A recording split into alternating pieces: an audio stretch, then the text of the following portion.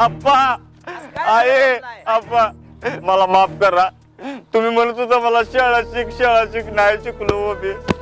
अरे येडे असं का करायला लागलाय सांगतील का नाही काय झालंय ते? आप्पा कर्ज काढून ऊस लावला आपण. या शेतकऱ्याचं बघून नाही हो आप्पा. सगळा ऊस पेटवून टाकला. जगून काय उपयोग आहे माझा आता ग? अरे काय झालं तुला? अगदी ते शेतकऱ्याचे बघून नाही ग बघून नाही.